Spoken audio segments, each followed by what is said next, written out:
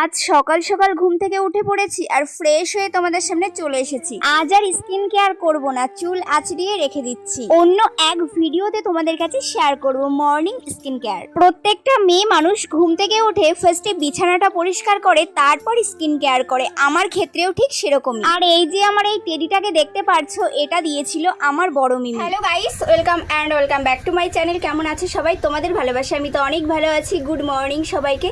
তো আজ সকাল সকাল উঠে পড়েছি, তোমাদের সামনে নিয়ে চলে এসেছি ছোট্ট একটি মিনি ব্লগ নিয়ে। তোমরা ফার্স্ট থেকে লাস্ট পর্যন্ত দেখতে থাকো। চলো এবার কাজকর্মে লেগে পড়া যাক। আমার মা তো হাফ কাজ কমপ্লিট করে বাজারে চলে গেছে কিছু সবজি আর মাছ আনতে। কাল ছিল বৃহস্পতিবার, মা বাজার করেনি বলে আজকে সকালেই বাজারে গেছে। বেশ কয়েকদিন পর আজকে কিন্তু মা জিওল মাছ নিয়ে চলে এসেছে। আর জিওল মাছ কে কে পছন্দ করো অবশ্যই আমাকে কমেন্টে এসে জানাবে। তখন ঘড়ির কাঁটায় 9:30 বাজে, আমাদের এখনো রান্না হয়। যতই অনেক কাজ থাকুক না কেন, দুজন